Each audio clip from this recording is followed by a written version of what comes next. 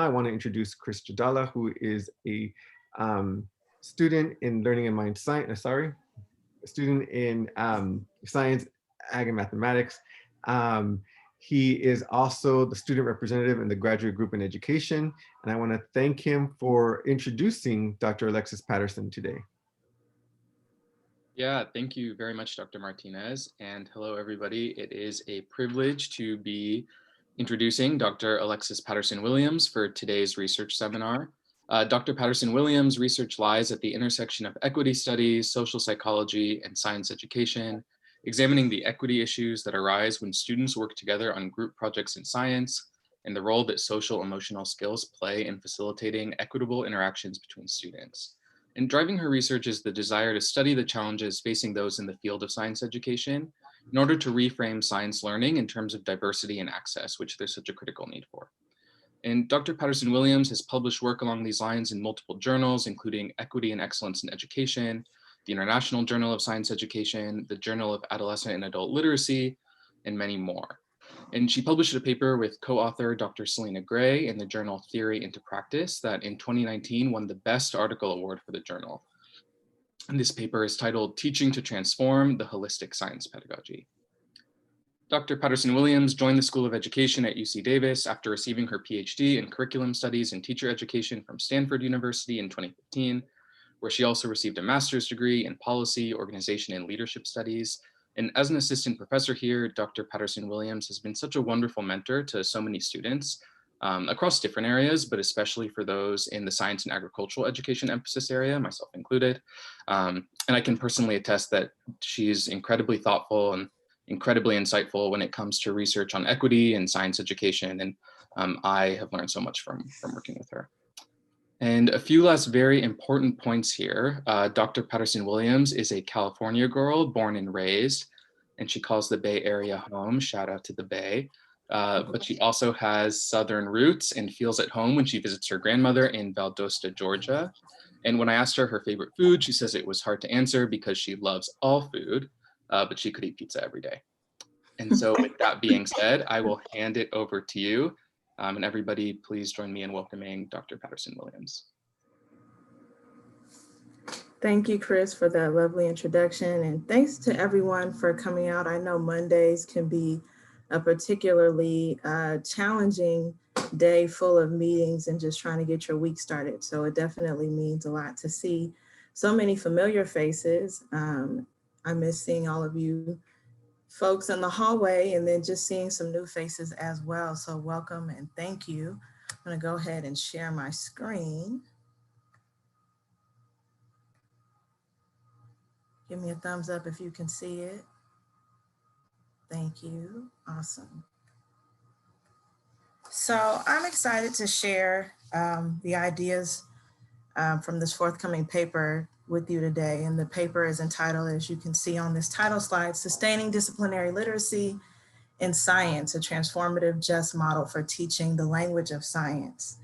And for me, my excitement regarding this paper comes from the fact that it represents the coming together of my various scholarly identities. This is something that I talk a lot about with my students in our pro seminar class this quarter.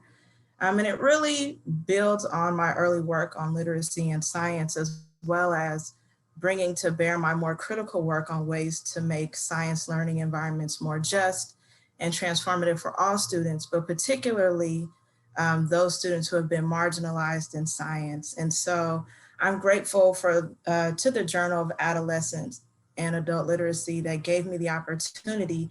And it felt really like a challenge for me to bring my different scholarly perspectives together in a way that I had not yet done in a paper.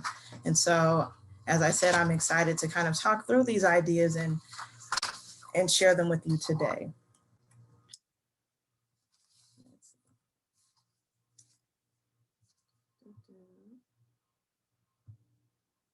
All right. So this talk really hinges on the premise that literacy and language are essential components of science. Reading, writing, and talking are paramount to the construction of science knowledge and to learning science in general. and engaging with the language of science is central to science learning and is becoming an emerging priority for science teachers. And one of the main reasons why it is becoming more acknowledged in science classrooms is because of the combined emphasis that the Common Core standards, as well as the next generation science standards, play in requiring communication using academic science language as well as science within their practices. And so you'll see this as a chart that has an overlap of various practices from math, science, and English language arts, combining Common Core state standards as well as the next generation science standards practices. And so you'll see that developing and using models, reading, writing, and speaking, which is grounded in evidence, constructing viable arguments, critiquing the reasoning of others. All of these things represent the language and literacy practices of science. I want to dig into this just a little bit deeper. So when you look at the work of Barber and Pearson, they outline that science is reading, writing, talking, and doing, and that a lot of teachers really emphasize the kind of doing component, the inquiry-based aspects of science. And we see that in the public notions of what science is and represents in general. And in more traditional classrooms of science instruction, we still see this focus on the doing. But when we look at the literature, we find support for the assertion that the majority or a large part of what the enterprise of science is, and that trickles down into science classrooms, is literacy. So again, if we look at the next generation science standards of practices include all of these activities, right? Developing and using models, we saw that in the previous slide, engaging in argument from evidence, et cetera, et cetera. But if we dig deeper, we see that writing and arguing are core practices of science when we think about the work of Norris and Phillips. Tenneper and King talk about how engineers and scientists spend more than 50% of their time reading and writing. They did a deep ethnography of scientists, and this is what they found. And then going back to the classroom, what we do find though, is that even though science is a large part of what happens, or reading and writing and literacy in general are a large part of what happens in science classrooms, that students have difficulty understanding the scientific text. So these informational texts that we often find in science classrooms pose a lot of different challenges for students. And so in 2016, some colleagues and I really argued that the role of the science teacher is to teach the content as well as the language, that science teachers are language teachers. And we argued that because they are language teachers, it is essential for them to understand the difficult text features of science text so that students could engage and really take up the literacy and language practices of science. So we talked about the difficult text features, which include vocabulary, these nominalizations, which really highlight the ways that we turn a process into a noun. I call it the shunification of a word. But you think about evaporation, condensation, and all of those words really represent a much more complex process that we've condensed into a word. And so if you don't know what that word means, but you have a sentence that has a long list of all those words in it, you're confused.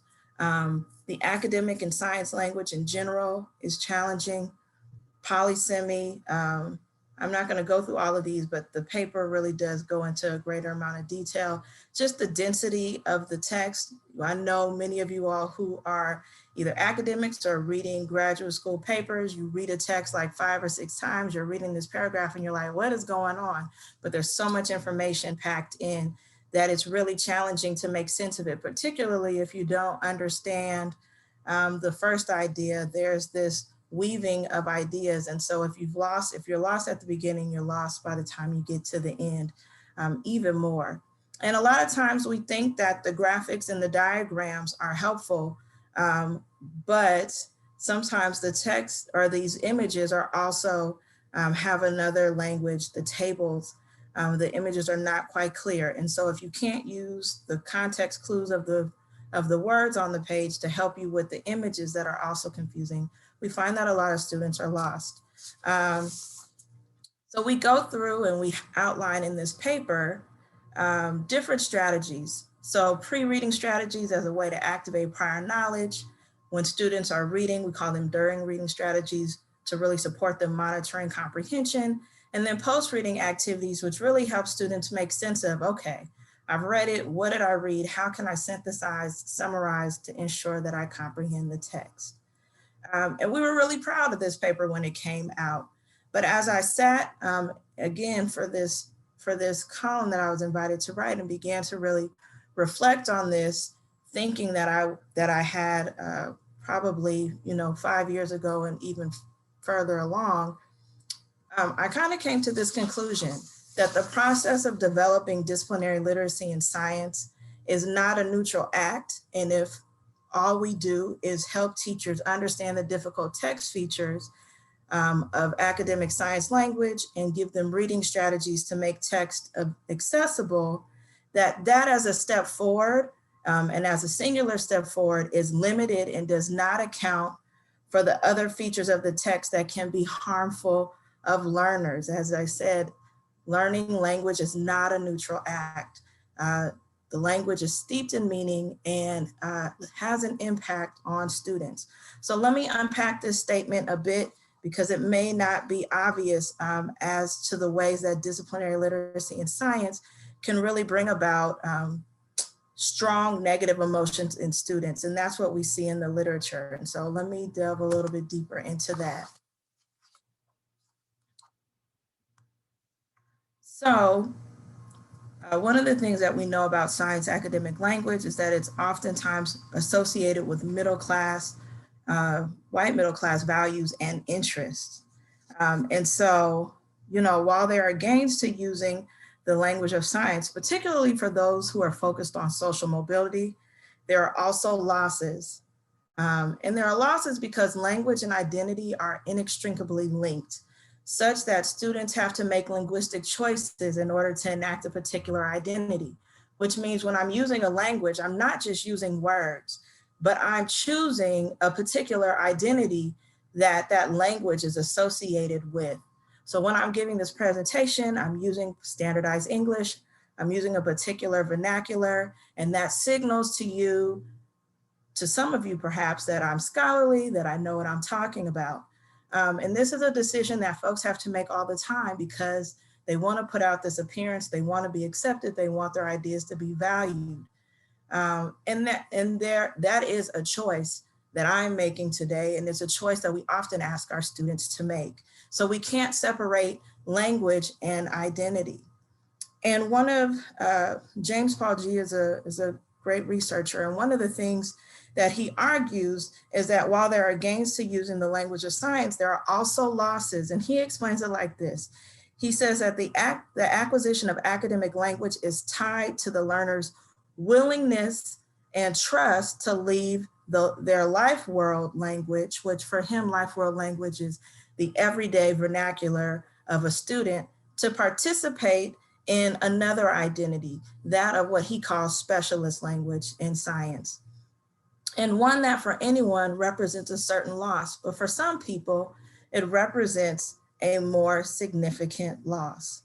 So because students are often feeling like they have to choose between the correct language of the classroom or the standardized language of a classroom in their own personal vernacular, it can be off-putting and alienating when they are faced with the language of science. It's unfamiliar and they feel like they have to choose. One of the things that G goes on to say is that science academic language, because it is more associated with these middle class values, it may require a greater disassociation from the life world language of students who are not from that background. And so G asked this great question, and then I build on that question. And his question is, why would a child be willing to accept these losses or make that switch in identity? Why would a child want to give up their life world language, their home language, to make that switch to the specialist language of the classroom? And I ask the question, what right do we have as educators to make such a request of our children? What right do we have? We know that there's the benefits of social mobility, and there's a lot of research that talks about the efficiency of the use of science language, but oftentimes the use of that language and the teaching of that science language is really done in a subtractive way. And so I argue that while we need to teach science academic language, we have to move away from the kind of subtractive approaches that devalue the life world language to use G's vernacular or just the everyday language of students to teaching disciplinary literacy in ways that are more additive. And when we think about the work of Django Paris and Sami Alim, they give us the language of culturally sustaining approaches. Culturally sustaining approaches to teaching disciplinary literacy is what I argue we need to embrace. And that's teaching that is additive and honors students' various language practices and their identity. And it uses these as it honors and heightens the status of students' life world language instead of measuring success solely by how close students perform white middle class norms or take up the academic science language. So with that said, a culturally sustaining approach is more just, and it's a more transformative approach to science instruction that extends the understanding of the complex nature of science language to move beyond just the academic language. But it allows students to engage with their life world language to make sense of scientific phenomenon, which really the science of teaching is all about. It's about sense-making phenomenon, not just learning a particular language to explain the phenomenon. And I argue that this requires two major commitments. It includes prioritizing literacy and decentering whiteness and dominant academic English in science instruction. And I am going to apologize in advance for anybody that's come to any of my talks. You all know I like to do word heavy slides so that if you want the slides, you get the details of the text. And so it's word heavy, bear with me, but hopefully you'll find it useful. For anyone that wants the slides, you can email me and I'll have my email up at the end and I'm happy to share. So with that said, one of the premises that I offer is that in order to have a more transformative and humanizing approach to scientific literacy, I offer what I call the holistic science pedagogy as an approach that really attends to students' emotional well-being and attends to it as a means of being able to identify when harm is happening in the classroom. And that this is a more transformative, it's a more just approach that also embraces and is in line with science standards and science research.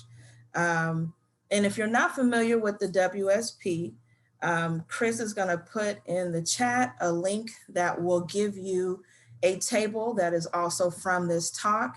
And as I am going through the various commitments and how it relates to language and literacy practices in science, you can be following along to get a more in-depth look at what each of these commitments are. So I'm going to have a high-level mentioning of the commitments that are related to the holistic science pedagogy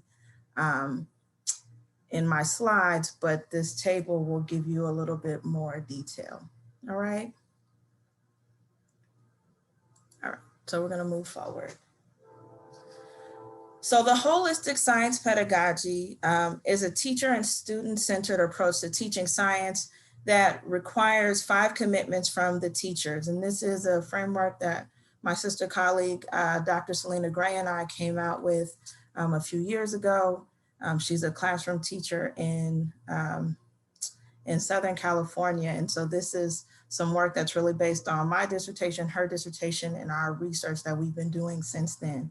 And so these 5 commitments from what we would call a transformative or a holistic science teacher, these teachers make commitments, and they make commitments to an ever-developing self-awareness, a commitment to science and its practices, a commitment to science as a transformative agent, and a commitment to students' social emotional well-being, as well as a commitment to utilize restorative practices. And we really see this framework as a way of disrupting the kind of subtractive approaches to science teaching and really embracing a more just approach and a more additive approach to teaching science. So I'm going to go through now in a little more detail, talking about not all of the commitments for the sake of time, but the ones that I think are really relevant to language. So the first commitment is a commitment to an ever-developing self-awareness. And this commitment really encourages teachers to develop a critical consciousness and to become critically reflective, to begin to interrogate themselves, their beliefs, to understand their positionality, and really begin to deconstruct mindsets that are steeped in white supremacist views. And if you go to the Center for Transformative Justice in Education, we just did a talk really emphasizing and highlighting there's a talk on there that really highlights the value of this commitment. We can't skip this commitment. If we don't do the self-work to really understand the ways that we, and when I say we, I mean folks of color as well as white folks, we value the kind of dominant and standardized forms of language, in particular this talk, but forms of teaching in general. So we've got to deconstruct those mindsets, be able to pick that apart, and then be able to, in order to be able to embrace more culturally sustaining approaches to teaching. And so that's not the focus of the talk today, but I really do want to emphasize that, because I think a lot of times we want to skip past this, because this is the most challenging work, is to challenge self and look at self critically. And then we try to do curriculum, because that feels like that's more things that we can do that don't cause us to have to do the deep self-excavation work.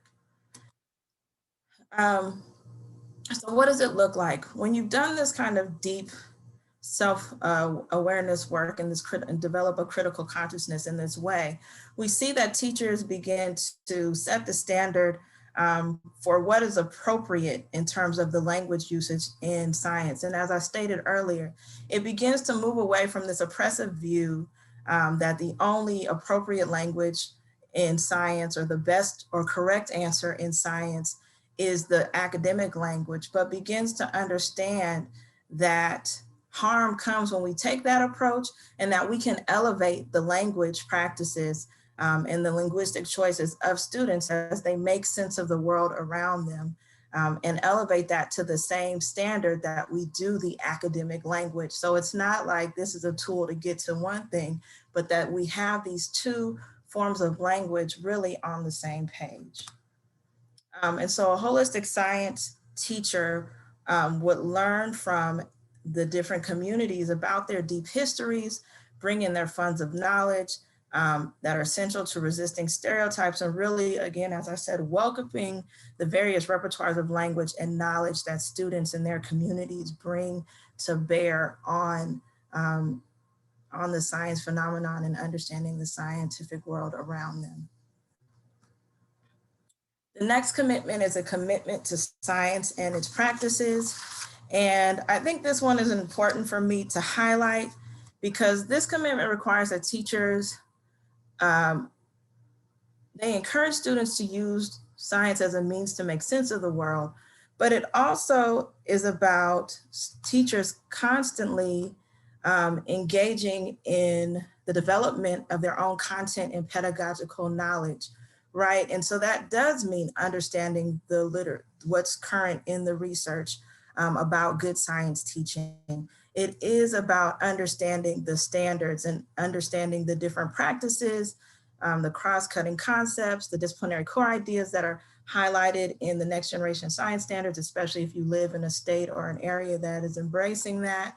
And bringing that to bear in a critical way to think of and make sense of the world. So what I'm not saying is students don't need academic science language. What I'm saying is that we need to bring a balance where we're not prioritizing or valuing one over the other, but that we are embracing what students are bringing to the classroom and seeing that as valuable and useful as well. We also talk about, this is the fourth and fifth one, which is commitment, which is a commitment to students' social and emotional well-being, as well as to restorative practices. And so really the fourth commitment is asking teachers to attend to the social and emotional cues that students present in classroom. They have to be committed to monitoring, encouraging, and supporting students. And I think this is particularly important in science, where we often feel like emotions are not a part of the classroom environment, that science is a very objective space and where emotions don't play a role. But as I stated earlier, emotions can really be a place where we can see where students are feeling discomfort, disengaged, or harmed by something that happened in the classroom, not just the language of the text, but something that might happen in group work. Many of you know I'm a group work scholar as well. So there are things that happen in that space, and we can use emotions as a way to begin to make sense of what our students are experiencing. And instead of shying away from those emotions, which can be strong, depending on what the harm is, but really embracing it and looking into it to make sense of how we might respond in ways. And so when we think about this response, this is what points to the restorative practices. So specifically as it pertains to language, because science, academic language can be distressing for students, a holistic science teacher will take an active role in noticing the emotions, emotional expression of students, and address the harm created by the lesson. And this action or response is the enactment of Commitment 5, which is making amends between students and the discipline. So we don't lose students. We know that there's oftentimes discussion of a leaky pipeline of students who want to persist in science or even engage in the field, but so that students also don't lose interest in science as something that's meaningful for their world as folks in the world around them. So I want to close, as a science educator, I think it's important to kind of think about the practicality of all of this. And so I want to close by just thinking about how do we enact a culturally sustaining approach to disciplinary literacy. And to me, translating the holistic science pedagogy into practice really means that teachers need to attend to the emotional behaviors of students because as I mentioned, they point to moments of disengagement from a task, but that this noticing students' emotion can help engaging where students, are disengaging. And when we talk about noticing, there's a whole literature around that. And noticing is really about being able to attend to particular stimuli within the environment, make sense of what we are seeing, and then take action to respond. And so hopefully some of that language is connecting to what we've heard in the WSP. So the self-awareness piece is really what we need, really helps us begin to make sense of and understand what we might be noticing when it comes to students' emotions. And we can use that information as well as the information regarding science and its practices, particularly the difficult text features if we're thinking about sustaining disciplinary literacy, as we begin to make sense about why a student is disengaging, looking frustrated, expressing negative emotion about a task. So instead of just writing students off as disinterested, we can begin to use all of these different knowledges to bring to bear and to influence how we might respond to students. And then last but not least, one thing that I'll say is Dr. Brian Brown talks about beginning with students' everyday language and only providing the academic language once the ideas are firmly understood by students. And so again, this really highlights valuing students' language and increasing the status of that talk authentically within the classroom. And really being mindful of the ways that we evaluate students' responses, to not evaluate the academic answer over somebody's very accurate and correct explanation of a scientific phenomenon using everyday language. So I'm going to stop there because it's 12:40 and just open up the floor for questions that folks might have about taking on a culturally sustaining approach to disciplinary literacy in science, not in science classrooms, as a way to really begin to, I think, repair the harm and build a bridge for students. All students struggle with the academic language of science, but beginning to really build a bridge for those students who have historically been marginalized in science and choose to disengage because they feel like they have to choose a particular identity over the other. Thank you. Thank you, Dr. Patterson. I see a few folks clapping. I want to encourage anyone who would like to ask Dr. Patterson Williams a question to either raise your hand or to put your name in the chat box, and now I can call on you.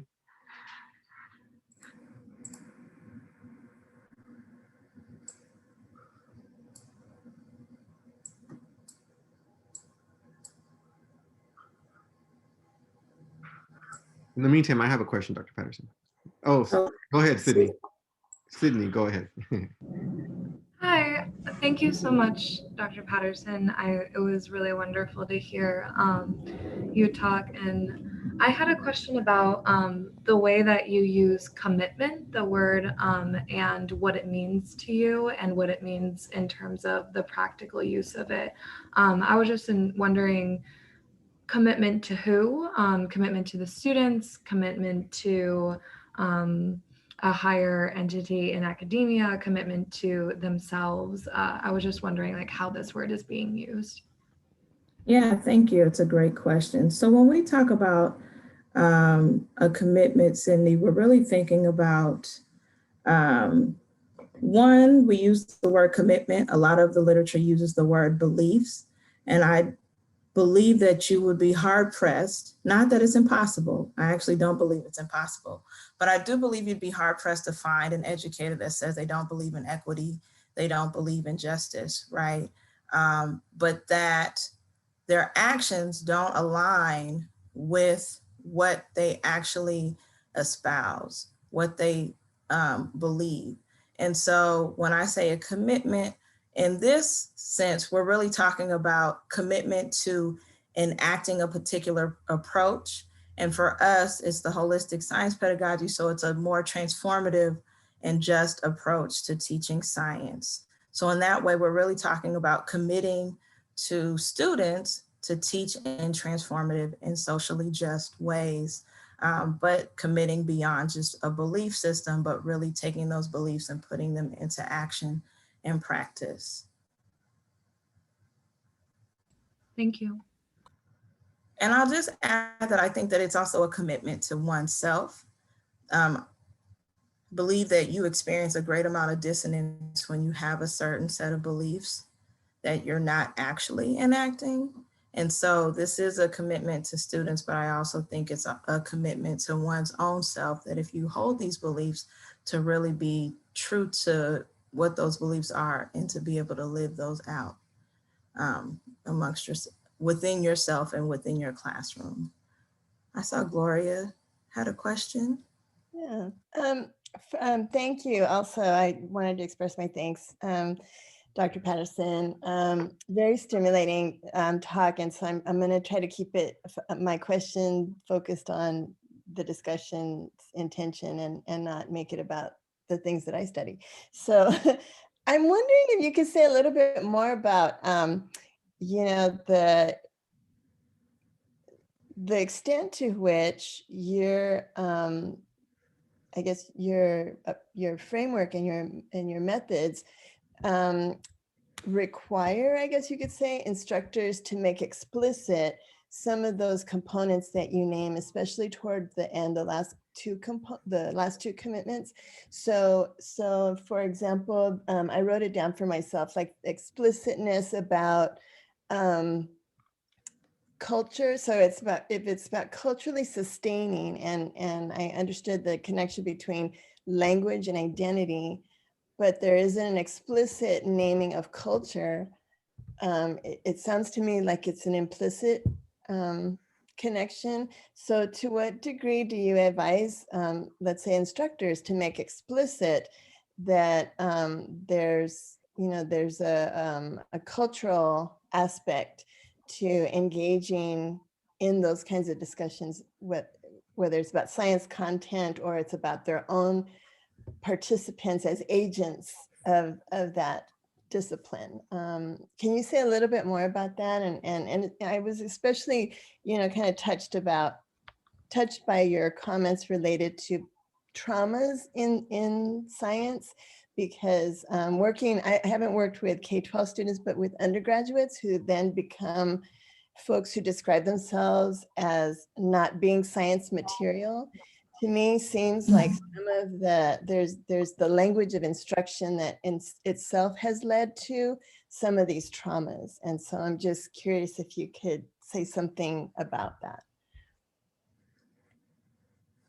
Yeah, it's a great question, Gloria. I feel like we could talk about that for a long time, and I'm going to try to keep my comments brief, but feel free to follow up if you feel like you want to hear more. I'm a big proponent of being explicit with students. As a teacher, I didn't want my beliefs to be implicit in terms of the inequities, the harms that science has been a tool to perpetuate, and that scientists themselves have, because of their own beliefs, have perpetuated.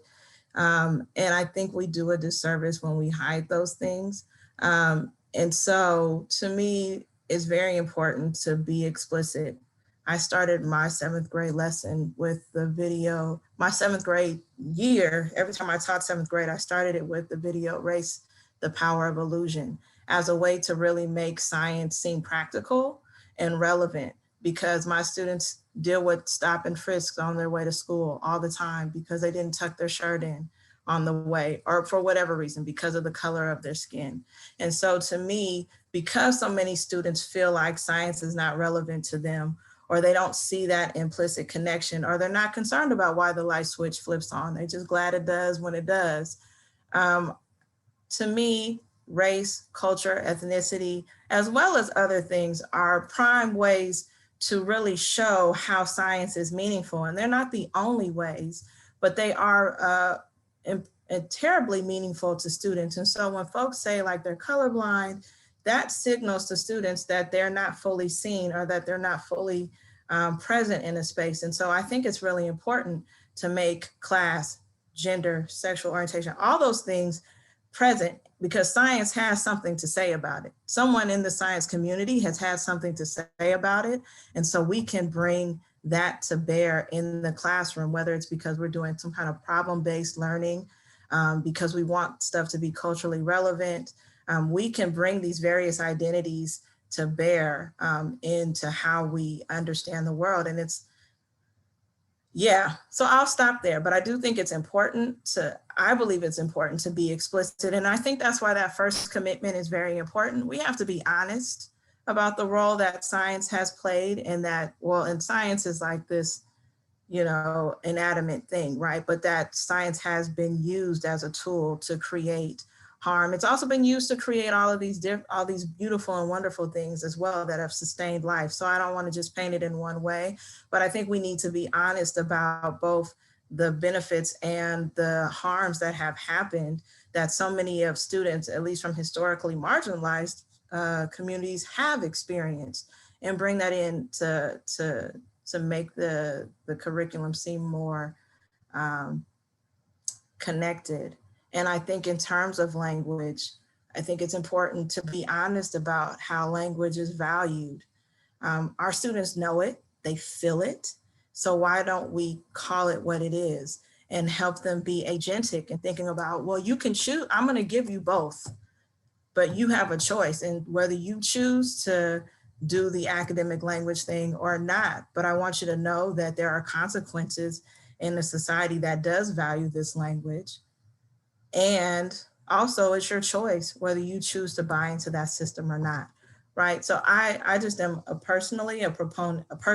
proponent of being very honest with our students and engaging, because they're experiencing it, even if they can't name it, they're experiencing that hidden curriculum.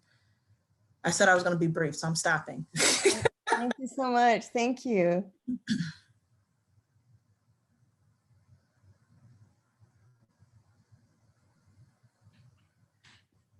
I have a question around, you mentioned Django Paris and Samuel Alim's work on culturally sustaining pedagogies. And I know that there's been very little work in science especially in the volumes that they've put together. Can you provide, and I guess one of the questions we typically get is like, what do we sustain? And teachers have that question. What is it that we sustain, and who gets to choose what gets sustained? Can you just mention some thoughts around what that means in science education? That's a great question. Who gets, well, first of all, I think it should be, hey, Amelia. I think it's about, we talk about students as agents, right? Students as agents of change. There's a lot of discussion of that in science education. And so to me, when I think about agency, I also I think students are agents of change, but I also don't think that means that the teacher doesn't have a responsibility to also be partnering in that change, that's not the sole responsibility of the student, that they work hand in hand. And so when I think about who gets to choose what gets sustained, I think it's a conversation between the teacher and the students. I think that there are certain things that the teacher has to sustain because of the standards and the expectations that they have. And I don't see a problem with being explicit about that. Again, kind of getting to this notion of being explicit and forthright about the constraints that teachers feel and experience as folks that are being held to a particular expectation about what's supposed to come forth in the classroom. And so I think to say that we don't sustain these kind of academic expectations that the dominant society has, I think that that's disingenuous. And I don't actually think that that's what Alim and Paris were saying. Mm-hmm. But I also don't think that necessarily has to be highlighted, because the pressure is already there to make sure that that gets sustained. So what I think this conversation adds is sustaining student voice, right? Sustaining their power to choose and to have some influence about what the topics are, and not just what the topics are, but how those topics are presented. Sustaining their language use and their language choices, which is also not often valued in science classrooms. I think it's sustaining, what I want to say, the practicality of science. And so, seeing science as something that's meaningful, I think that has to be sustained, because oftentimes, because of tests, because sometimes for a teacher, the love of science is just the love of science in and of itself, that we also need to sustain how it's applied and relevant to the students. So I think there's a lot of things that have to be sustained at once, and there has to be a balance in that. And I think that that's the challenge that teachers face, is that they're constantly trying to sustain the standards of a field that have not fully come to embrace the beauty and the value that other communities bring to the science. And how do we make space and sustain that as well?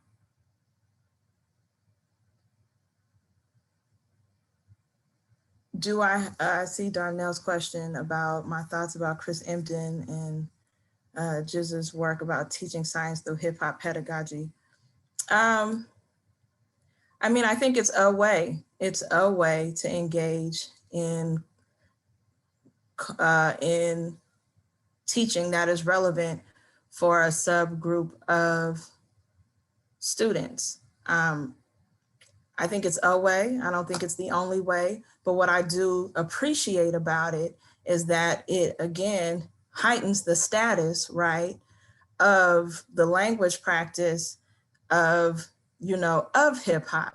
And so often hip hop is looked down upon, and there's not seen any value in hip hop. And so what I do believe is that hip hop has, you know, thinking about the work of Carol Lee and all of the richness and the robustness of language that has to be used in, you know, in African-American vernacular English, right?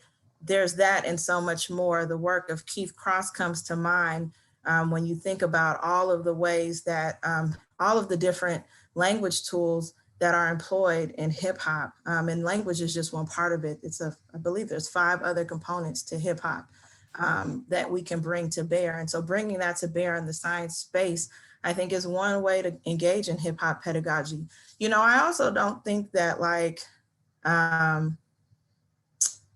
that is the only relevant culture in science, right? And so that's why I say it's a way, because I think, you know, teachers ought to be able, and if you're not from a hip hop background, or if you're not from the background of your students, I think there has to be space for you too, and what is relevant to you and what's meaningful to you. How do you show up authentically, right? So again, that's why I think it's sustaining both what's relevant and the voice and the power of the student as well as the teacher. But so often we don't see that voice and power being shared.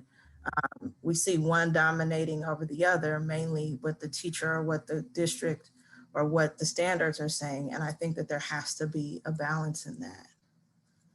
Final question to Rebecca, or I'm sorry, did I hear somebody else's voice? I was just saying thank you. Welcome. Rebecca, can you put some meat on the bones to that question? I wanted to build off of Danny's question about sort of the terminology that we use with teachers to help them get on board with, I think, the reform that you're talking about. And I think it's important for our teacher ed program, especially. We were just having a conversation about, is social justice, is equity, advocate for equity. So one of the terms that my colleagues in mathematics education are using is rehumanize. So I wanted to see what your reaction to that term is, and whether you think that that's something that'll be productive for our teacher ed program if we're all trying to use the same language as we talk about our efforts to change up what we privilege in STEM education. Yeah, so humanizing or rehumanizing is not language that I use, but I'm familiar with Dorinda Carter Andrews' work about humanizing pedagogy within literacy education. And she talks about that it's sustaining critical self-reflection, resisting binaries, and enacting ontological and epistemological plurality. And so I do think that whether you call it transformative, whether you call it rehumanizing, whether you call it culturally sustaining, I think it's all approaching the same goal, Rebecca, which is really making it such that there is space, that we're holding space for everyone authentically within the classroom. And I think for many years we haven't done that intentionally or unintentionally. I don't think there's a point in trying to make a qualm about what people's intentions are, but the impact, nevertheless, is that folks have felt left out, that we haven't talked about, we haven't embraced the fullness of people. And whenever you ask me to leave a part of myself outside of the classroom in order to engage in a version of what success looks like, that's not humanizing. And I think sometimes we try to use fanciful language to try to explain what we are doing. But I think when we think about the harm, it's not really as deep. I mean, it cuts deep. But to me, if I'm not fully welcome in a classroom, that's not humanizing, because part of me is not in that space. And I don't know if that's always the intention of folks or if folks are fully aware, but it is the impact and the outcome for so many of our students. And I think when we can draw the bottom line to that point, again, as I said, I don't think most people would say, I don't want my students to feel as if they are not welcome in this classroom, as if this classroom is not a space for them. But I do think the curriculum, the status quo curriculum, leaves students feeling that way. And I think that when we can put it in that kind of very simple language about the outcome of students, we then have to do something. We are compelled to do something. And so I think that we have to then rehumanize the classroom environment for all of our students. However challenging that task might be, that is the work of the teacher. That's what makes it fun, right? And that it's not just our work to do, but it's our work in partnership with our students. It's our work in partnership with the community to be able to understand what it means to do that work. I can't figure it all out in a bubble, even as a Black woman teaching a majority minority classroom. For me to assume that I know what's going to be humanizing for my students, to me is arrogance, that I have to engage them as well in that process. And it's going to evolve, that my repertoire is going to become more robust the longer I'm in it, but that it's always going to be evolving, and it's always going to be about connecting with the students in the moment. So thank you for your question, Rebecca. It was a great one. And thank you, Dr. Patterson Williams. We enjoyed your talk, and I want to thank you for closing out this Fall Quarters Brown Bag series.